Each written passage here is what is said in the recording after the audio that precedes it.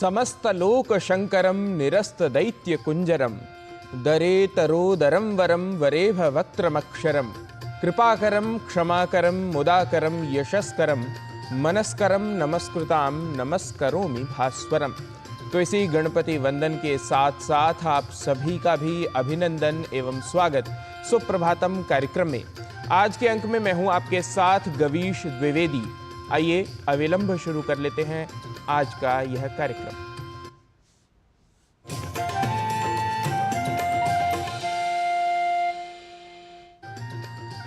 भारतीय मनीषा, भारतीय ज्ञान और सनातन विज्ञान पर आधारित डीडी न्यूज का एक विशेष कार्यक्रम है सुप्रभातम, जिसमें हम प्राचीन ज्ञान की झलकियों के साथ साथ आधुनिक विज्ञान का प्रदर्शन भी करते हैं।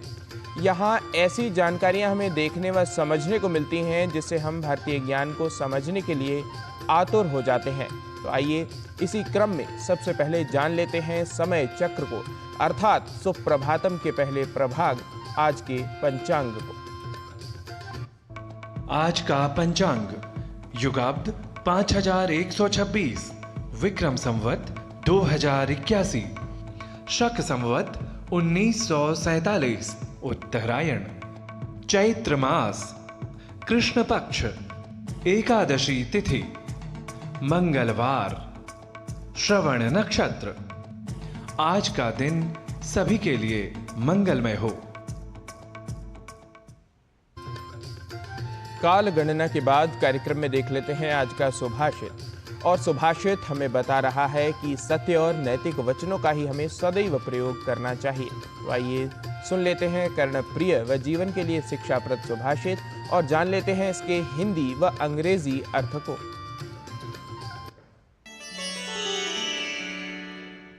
अव्याहृतं व्याहृताश्रेयाहुः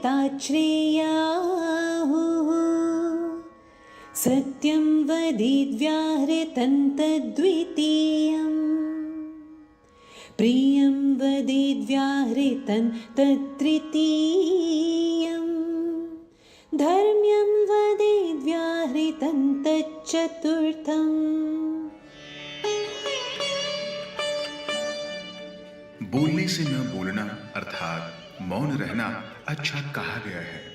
यदि बोलना ही पड़े तो सत्य बोला जाना चाहिए। इसी तरह सत्य और प्रिय बोलना तथा प्रिय बोलने के साथ साथ धर्म सम्मत या नैतिकता से पूर्ण वचन कहने को श्रेयस्कर कहा गया है। Silence, it is said, is better than speech. If speak you must, then it is better to say the truth. If truth is to be said, it is better to say what is agreeable. And if what is agreeable is to be said, then it is better to say what is consistent with morality. भाषा विचारों की अभिव्यक्ति का सशक्त माध्यम है और स्वभावतः गतिशील तत्व है। प्राचीन काल से ही जनभाषा के रूप में प्रचलित प्राकृत भाषा भारतीय ज्ञान विज्ञान, संस्कृति, इतिहास, लोक परंपराओं और विविध एवं विशाल साहित्य आदि से समृद्ध है। भारतीय ज्ञान परंपरा में आज प्राकृत भाषा के महत्व पर आधारित देखिए हमारी यह विशेष रिपोर्ट।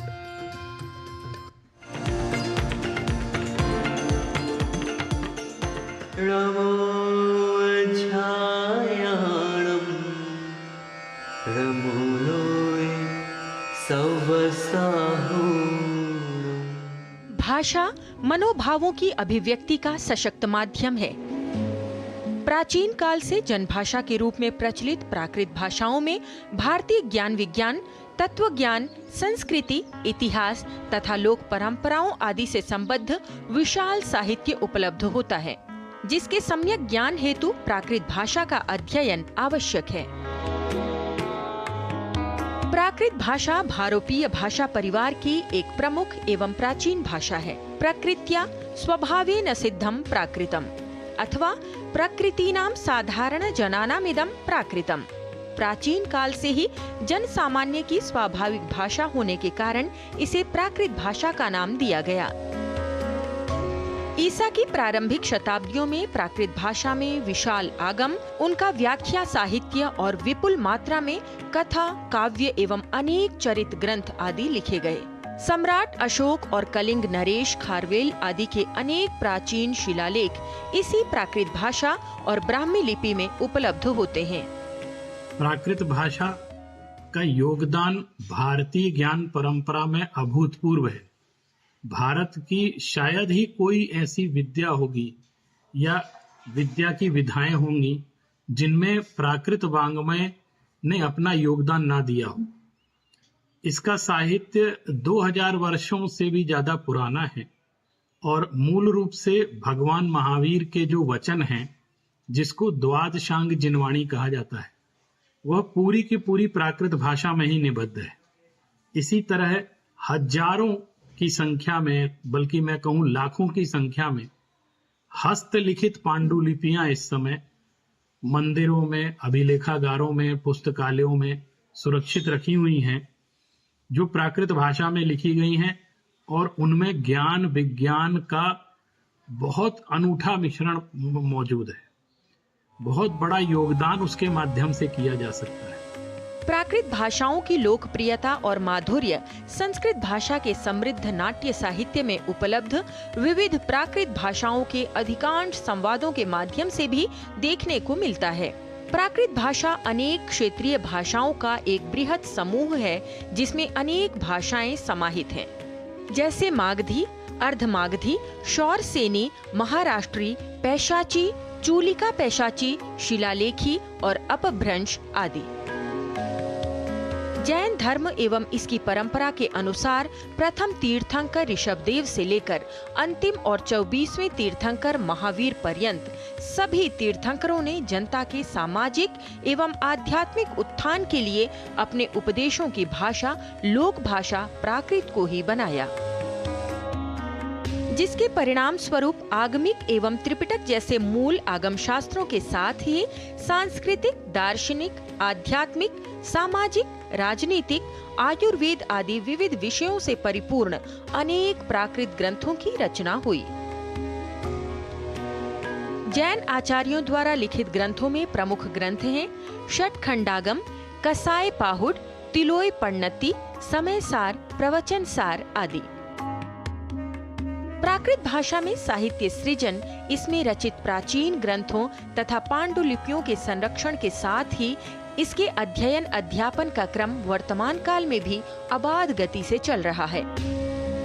जैन धर्म के 24 तीर्थंकरों के दिव्य ध्वनियों में प्रतिपादित तत्व ज्ञान की परंपरा तथा इसके संरक्षण संवर्धन की आवश्यकता को वर्तमान समय में भी देखते हुए केंद्र सरकार ने प्राकृत भाषा को शास्त्रीय भाषा के रूप में घोषित किया है, जिसके बाद प्राकृत भाषा के साहित्य संरक्षण पर विशेष रूप से कार्य किया जाएगा, जो जैन ग्रंथों में उपलब्ध भारतीय ज्ञान परंपरा के महत्व को प्रकाशित करेगा। लता वशिष्ठ, डीडी न्यूज।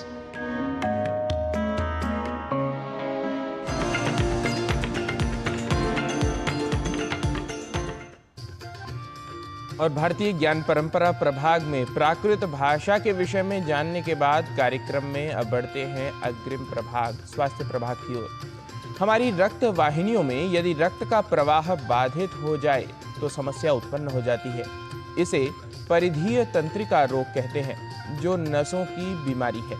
क्या होते हैं इसके कारण और इससे बचाव कैसे किया जा सकता है, आइए जानने के लिए देखते हैं यह रिपोर्ट।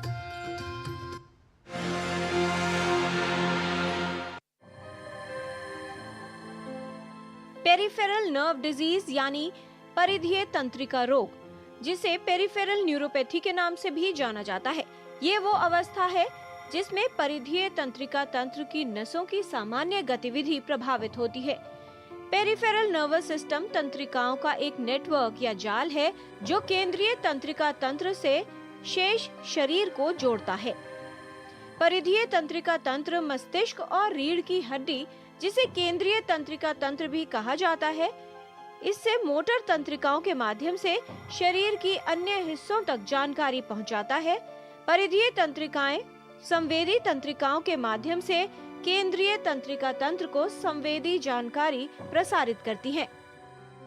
नसों में होने वाली बीमारियां अलग अलग तरह की होती हैं। बच्चों में होने वाली बीमारियां यूजुअली कॉन्जेनाइटल होती हैं या हेरिडिटरी होती हैं, और एडल्ट या बूढ़ों में होने वाली बीमारियां जो होती हैं कई बार आपके न्यूट्रिशन से या आपके अंदर पनप रही अलग बीमारियों से भी उसका लिंक होता है। अगर डायबिटीज़ कंट्रोल नहीं है तो डायबिटिक न्यूरोपैथी यूजुअली 10 साल में आ जाता है। और B12 डिफिशिएंसी बहुत बड़ा कारण है न्यूट्रिशनल न्यूरोपैथी का। और समस्या और विकराल हो जाती है अगर मरीज में अल्कोहल की शिकायत है, क्योंकि अल्कोहल करता क्या है कि यह न्यूट्रिशन के एब्जॉर्प्शन को और कम कर देता है। परिधीय तंत्र में प्रत्येक तंत्रिका या नस का एक विशिष्ट कार्य होता है, इसलिए रोग के लक्षण प्रभावित नसों के प्रकार पर निर्भर करते हैं। तंत्रिकाएं कई प्रकार में वर्गित होती हैं। मोटर नर्व्स, ये नसें मांसपेशियों की गति को नियंत्रित करती हैं। ऑटोनॉमिक नर्व, जो रक्तचाप, हृदय गति, पाचन और मूत्राशय जैसे कार्य को नियंत्रित करती हैं। और संवेदी कोशिकाएं, जो त्वचा से तापमान, दर्द, कंपन और स्पर्श जैसी अनुभूति प्राप्त करती हैं। पेरिफेरल नर्व डिजीज या पेरिफेरल न्यूरोपैथी होने पर अधिकतर व्यक्ति की पैरों की नसें सबसे पहले प्रभावित होती हैं। पेरिफेरल नर्व डिजीज से प्रभावित व्यक्ति को कई लक्षण उत्पन्न होते हैं। देखिए, लक्षण सेंसरी हो सकते हैं, मोटर हो सकते हैं, ऑटोनॉमिक हो सकते हैं। सेंसरी लक्षण में हाथ पैरों में झुंझुनाहट आएगी। झुंझुनाहट यूजुअली पैरों से चालू होते हैं। इसको हम 2 तरह के सिम्टम में डिवाइड कर सकते हैं, positive symptom, negative symptom. Negative symptom का मतलब है कि सेंसेशन पता ही नहीं चलेगा। गर्म पानी डाल रहे हैं पता नहीं चलेगा, ठंडा पानी डाल रहे हैं पता नहीं चलेगा। पॉजिटिव सिम्टम क्या है? ऐसा लगेगा कि हम कांटों पे चल रहे हैं, रुई पे चल रहे हैं, तो ये पॉजिटिव सिम्टम हो गया। कई बार ऐसा भी होता है कि पैर से चप्पल निकल गया, पता ही नहीं चला, या चप्पल पहनने जा रहे हैं तो पता नहीं चला, हाथों में दस्ताने पहन रहे हैं तो पता नहीं चला। तो न्यूरोपैथी के सिम्टम पहले पैरों में आएंगे, उसके बाद हाथों में आएंगे, और ये जो सिम्टम होते हैं ये धीरे धीरे बढ़ते रहते हैं। यदि ऑटोनॉमिक तंत्रिका प्रभावित हो तो व्यक्ति को मूत्राशय, पाचन और आंत्र समस्या हो सकती है। गर्मी के प्रति असहनशीलता और बहुत अधिक पसीना आने की समस्या हो सकती है, या ऐसा हो सकता है कि पसीना बिल्कुल न आए। रक्तचाप में परिवर्तन से चक्कर आना या हल्कापन महसूस होना जैसी समस्याएं भी व्यक्ति को हो सकती हैं। पेरिफेरल न्यूरोपैथी होने पर इलेक्ट्रोमोग्राफी और तंत्रिका चालन अध्ययन के अतिरिक्त रक्त परीक्षण, MRI का उपयोग कर इसके संभावित कारण को निर्धारित किया जाता है। सबसे जो कॉमन जांच हम करते हैं अपने लैब में, that is nerve conduction, EMG। Nerve conduction से पता चलता है कि नसें कितनी खराब हैं और नसों को कितने इलाज की ज़रूरत है और किस स्टेज पे बीमारी है, बीमारी इनिशियल स्टेज पे है या बीमारी एडवांस स्टेज पे है। और depending upon your science and symptoms आपका डॉक्टर ये डिसाइड करेगा कि आपको किस तरह के इलाज की ज़रूरत है। न्यूरोपैथी एक्यूट भी हो सकता है, न्यूरोपैथी सब एक्यूट भी हो सकता है। न्यूरोपैथी धीरे धीरे, जैसा मैंने डायबिटीज न्यूट्रिशन का एग्जांपल लिया, उसमें क्रॉनिक भी हो सकता है। तो इसकी जो परिभाषा है या इसका जो निदान है या जो इसका उपचार है, ये आपके न्यूरोलॉजिस्ट या आपके फिजिशियन डिसाइड करेंगे। परिधीय तंत्रिका रोग से बचाव के लिए आवश्यक है नियमित व्यायाम करना, शारीरिक सक्रियता बनाए रखना, संतुलित आहार का सेवन, शराब का सेवन न करना, धूम्रपान न करना और पैरों को चोट से बचाना। जो लोग मधुमेह से प्रभावित हैं, उनमें न्यूरोपैथी की संभावना अधिक होती है। ऐसे व्यक्तियों को अपने पैरों का विशेष ध्यान रखना चाहिए। पैरों को आघात से बचाना अनिवार्य है। रक्त में शर्करा का स्तर नियंत्रित रखें। मधुमेह रोगी वर्ष में 1 बार पैरों की जांच अवश्य करवाएं। न्यूरोपैथी का कोई भी लक्षण होने पर विशेषज्ञ से परामर्श लें।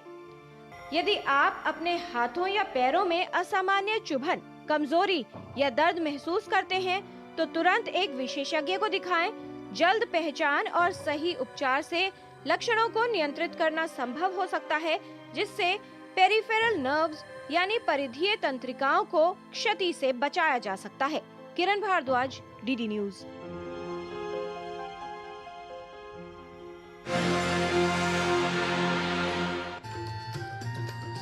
और स्वास्थ्य प्रभाग के बाद अब बढ़ेंगे आगे योग प्रभाग की ओर, लेकिन उससे पहले कार्यक्रम में ले लेते हैं एक अल्प विराम। आप कहीं न जाइए, देखते रहिए DD न्यूज।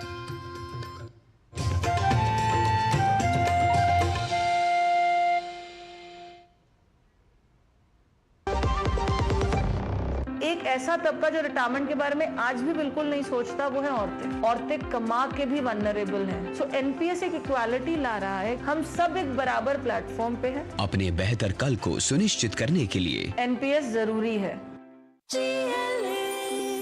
जो लक्ष्य चुना था समझ आने लगा है। जीएलए यूनिवर्सिटी, उच्च लक्ष्य की निश्चित प्राप्ति।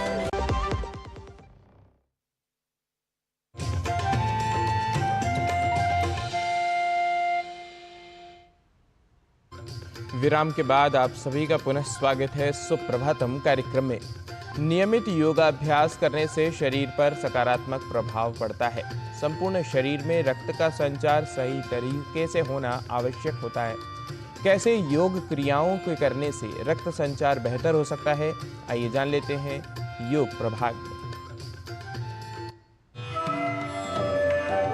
स्वस्थ रहने के लिए बहुत महत्वपूर्ण है कि हमारे पूरे शरीर में रक्त का प्रवाह परफेक्टली हो, और शरीर में रक्त का प्रवाह परफेक्टली हो उसके लिए जरूरी है कि शरीर में ऑक्सीजन का प्रवाह परफेक्टली हो। जितना अधिक ऑक्सीजन हम शरीर में लेंगे उतना अधिक हमारा ब्लड का सर्कुलेशन बेहतर होगा। पर होता क्या है, हम अक्सर ऐसे झुके हुए रहते हैं, चेस्ट को कॉन्ट्रैक्टेड रखते हैं, और अब तो जब से मोबाइल फोन का प्रयोग करने लगे अक्सर लोग ऐसे ही रहते हैं। तो ऐसे जब आप बैठते हैं तो आपके चेस्ट एक्सपैंड होती है और ऑक्सीजन का फ्लो बाधित हो जाता है। उसको अबाधित रूप में लेने के लिए सबसे पहले चेस्ट का एक्सपेंशन करें। यानी पहला काम, योग का सबसे पहला नियम होता है अपनी मेरुदंड यानी अपनी रीढ़, पिलर है इस ह्यूमन बॉडी का, आपका जो स्पाइन है उसी पर शरीर टिका हुआ है। तो अपनी रीढ़ को हमेशा सीधा रखें, चाहे बैठे हुए हैं चाहे खड़े हुए हैं। चेस्ट को एक्सपैंडेड रखें। दिन में जब भी समय लगे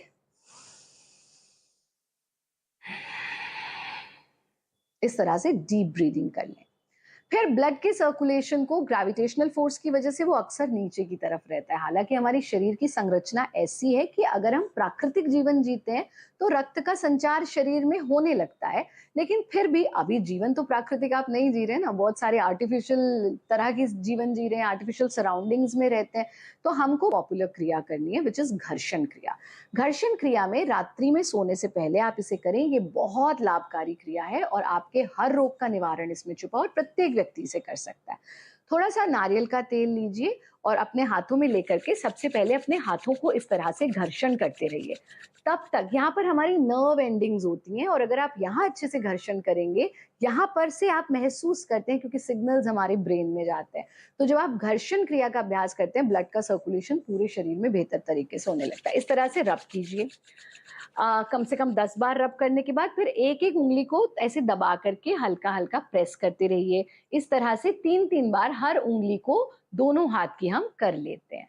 ये कर लीजिए। फिर तीसरे स्टेप में हम पीछे से भी अपनी हथेलियों को घर्षण करते हैं। ऐसा कर लीजिए। अब ये सिर्फ हाथों पर ही नहीं करना, इसी तरह से थोड़ा सा तेल लेकर के अपना पैर लेंगे और पैर पर भी घर्षण करेंगे और एक एक उंगली को उसी तरह से खींच देंगे। ये बहुत सरल सा काम अगर आप अपनी हथेलियों पर और अपने तलवों पर रात्रि में घर्षण करके सोते हैं, आपके पूरे शरीर में ब्लड का सर्कुलेशन परफेक्टली होता है। दूसरा काम करना है भारत योग की करतल गति। बहुत सरल है। ताली तो आप सब बजाते हैं ना, बस अपने अचीवमेंट्स, अपनी खुशी के लिए ताली बजाइए और अपने आप को बताइए कि मैं बहुत सौभाग्यशाली हूँ, मेरे पास ये सांस है, मैं बहुत सौभाग्यशाली हूँ, मैंने आज के नया दिन देखा, ये जीवन है, ये शरीर है। तो दोनों हाथों को इस तरह से उंगलियां खोल के और करतल करते जाएं। कम से कम 40 से 45 बार हमको करतल गति करनी चाहिए, करतल करना चाहिए और फिर हथेलियों को ढीला छोड़ दीजिए। ये बहुत सरल से आसान से काम आप प्रतिदिन करें।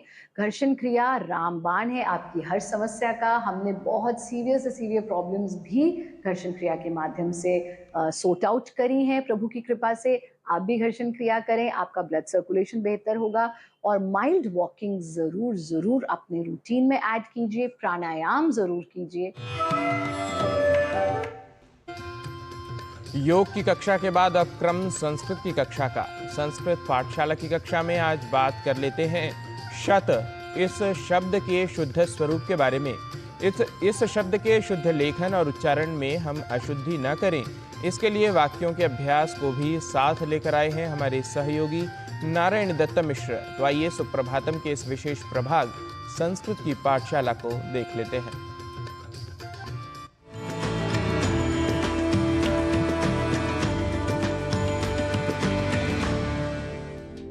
संस्कृत पाठशालायाम् अस्तु स्वागतम सर्वेषां।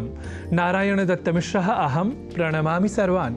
संस्कृत पाठशाला में आप इन दिनों जान ले रहे हैं कुछ वैसे शब्दों के शुद्ध उच्चारण एवं शुद्ध लेखन के बारे में जिन्हें हम अशुद्ध रूप में लिख और बोल जाया करते हैं। साधारण रूप से इसका कारण शब्दों की प्रकृति और प्रत्यय न जानना कहा जा सकता है।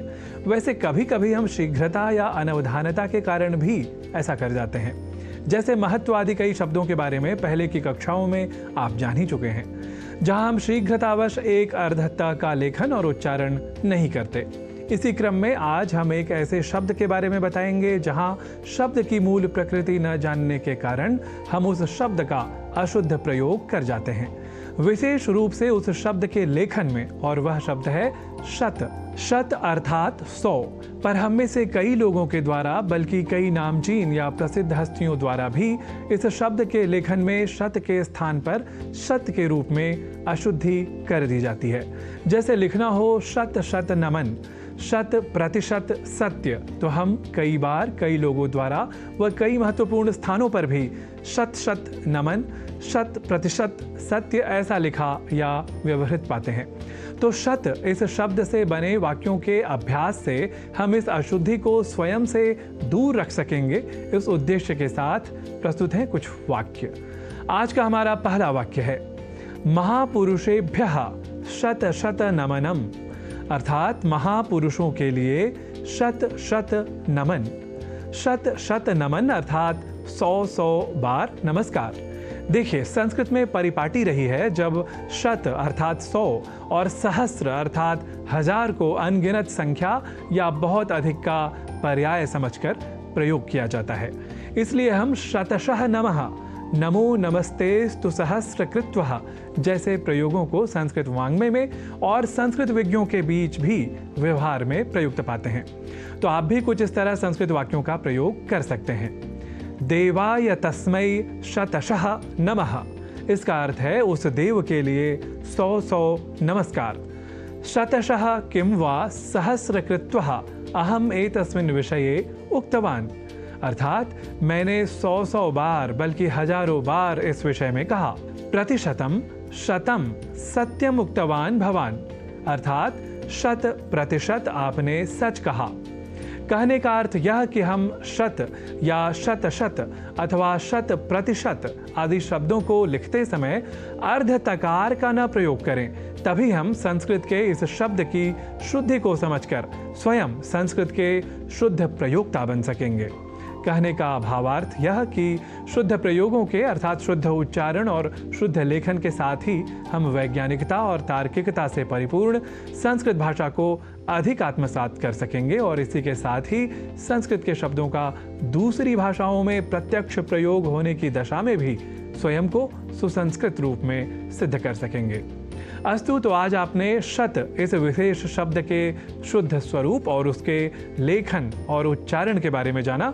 विशेष रूप से कुछ वाक्यों के प्रयोगों द्वारा भी आपने आज के शब्द का शुद्ध लेखन और उच्चारण आत्मसात कर लिया है। इसी विश्वास के साथ आज की संस्कृत की पाठशाला में एतावदेव। अग्रिम कक्षार्थं प्रतीक्षा विधेया भवद्भिः सर्वैः इति विज्ञापयन् नौमि अहं सर्वान्।